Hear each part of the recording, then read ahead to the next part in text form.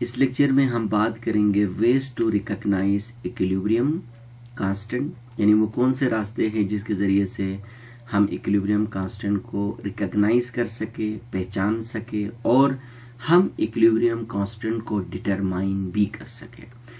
देखिए, equilibrium constant को पहचानना और डिटरमाइन करना, यानी केसी को पहचानना और केसी को डिटरमाइन करने के लिए हमारे पास दो रास्ते हैं, एक है फिजिकल मेथड और दूसरा है केमिकल मेथड। फिजिकल मेथड को स्पेक्ट्रोमेट्रिक मेथड भी कहा जाता है क्योंकि इसमें स्पेक्ट्रोमीटर या स्पेक्ट्रोफोटोमीटर यूज होता है, और फिजिकल मेथड को अच्छा मेथड समझा जाता है और इसलिए क्योंकि फिजिकल मेथड के अंदर जो सब्सटेंस हम इस्तेमाल करते हैं एनालिसिस करने के लिए, वो सब्सटेंस हम किसी और मकसद के लिए इस्तेमाल कर सकते, यानी जाया नहीं होता है इस केमिकल टेस्ट के बाद, यानी इस फिजिकल टेस्ट के बाद, जबकि केमिकल मेथड के अंदर जो सब्सटेंस हम यूज करते हैं वो जाया होता है। देखिए, फिजिकल मेथड हम किस तरह करते हैं। देखिए, फिजिकल मेथड में करने का एक और शर्त ये है कि हमारे पास जो रिएक्टेंट है या प्रोडक्ट है, यानी किसी भी मिक्सचर के अंदर, रिवर्सिबल रिएक्शन के मिक्सचर के अंदर कम से कम रिएक्टेंट या प्रोडक्ट क्या करे, यानी रेडिएशन को एब्जॉर्ब कर सके। कौन सा रेडिएशन? यूवी, विजिबल, आईआर के रेडिएशन को, यानी या तो रिएक्टेंट या तो प्रोडक्ट एब्जॉर्ब कर सके। तो ऐसे सब्सटेंस को हम फिजिकल मेथड में हम एनालिसिस कर सकते हैं। तो ऐसे में तो इसको किस तरह किया जाता है? देखिए, in this method any of the reactant और product can absorb radiation such as UV, visible, IR, etc. Through this amount of radiation we can find out, हम इन रेडिएशन की मदद से हम क्या कर सकते हैं? कंसंट्रेशन ऑफ अ सब्सटेंस, यानी प्रोडक्ट या रिएक्टेंट का कंसंट्रेशन हम मालूम कर सकते हैं। अब उसको हम क्या करेंगे? इस कैलकुलेशन की मदद से हम इसके बाद हम इसको कैलकुलेट कर लेते हैं और उसके बाद हम इसका फाइनली केसी को हम मालूम कर सकते हैं। लाइक देखिए, हमारे पास एक एग्जांपल है, N2O4 है, ये कलरलेस सब्सटेंस है। अच्छा, इसको जब हम हीट अप करते हैं या हम इसको डिसोसिएट करवा लेते हैं तो ऐसे में क्या बन जाता है? 2 मोल्स ऑफ NO2 बन जाता है। तो ऐसे में ये एक रिवर्सिबल रिएक्शन है। शुरू में ये कलरलेस सोल्यूशन होता है, इसको थोड़ा सा हीट अप करने से एकदम से क्या होता है? उस कंटेनर के अंदर रेडिश ब्राउन कलर पैदा होता है। इसका मतलब ये है कि N2O4 किसी और चीज में तब्दील हुआ और उसका नाम क्या है? NO2 है।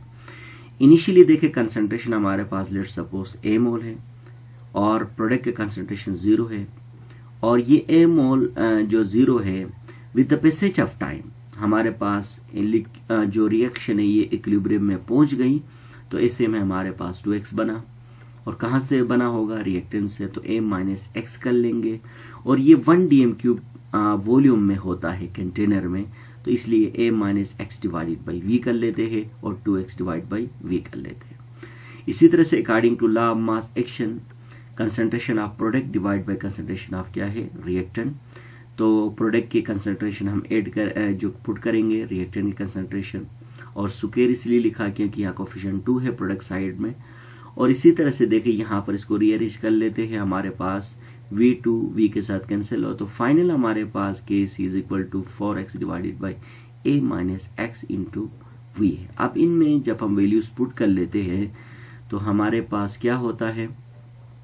Kc का वैल्यू हमें मालूम होता है। इसके बाद दूसरा जो मेथड है ये हमारे पास क्या है? केमिकल मेथड है। Chemical method basically acid based titration है। हम एसिड बेस्ड टाइट्रेशन में से नॉर्मली एक जो कि हम एसिड है इसको हम लेट सपोज बीकर में ले सकते हैं, बेस को हम जो है ना ब्यूरेट में ले सकते हैं, और एक इंडिकेटर यूज कर सकते हैं, और उस टाइट्रेशन की मदद से हम जो बेस का वॉल्यूम एसिड के कितने वॉल्यूम के लिए इस्तेमाल हुआ हम इसको मालूम कर सकते हैं, और इसके बाद हम मोलरिटी मालूम कर सकते हैं। अब इसमें हम क्या करते हैं? देखे, हम लेट सपोज हमारे पास एक एसिड है जिसका नाम है एसेटिक एसिड है। सबसे पहले हम एसेटिक एसिड को इथेनॉल के साथ मिलाते हैं तो हमारे पास एस्टर बन जाते हैं प्लस वाटर बना। तो डेफिनेटली यहाँ पर एस्टर और वाटर जो है ना इथेनॉल मिलकर जो है एसेटिक एसिड और जो है इथेनॉल मिलकर एस्टर बनाया और वाटर बनाया, और थोड़ी देर बाद रिएक्शन इक्विलिब्रियम स्टेट में पहुंच गई। तो हमने क्या किया, इसी के मिक्सचर से 10 ml हमने क्या लिया, हमने 10 ml लेट सपोज हमने जो है इस मिक्सचर से एसिड लिया, यानी लेने के बाद यानी हमारे पास कितने अमाउंट में एसिटिक एसिड स्टर बनाया है और कितने अमाउंट में पीछे रह गया है। अब इसका हमें क्या करना है, वॉल्यूम भी निकालना है, कंसंट्रेशन भी निकालना है। तो लेट सपोज हमने इसी मिक्सचर में से 10 ml को हमने बीकर में ढाला और इसके बाद इसको हम टाइट्रेट करेंगे अगेंस्ट हमारे पास सोडियम हाइड्रोक्साइड के साथ। और इस mixture of acetic acid plus ester को हमने जब क्लिनिकल फ्लास्क में डाला तो इसके अंदर हमने क्या किया, एक इंडिकेटर इस्तेमाल किया, फिनाफ्थलीन।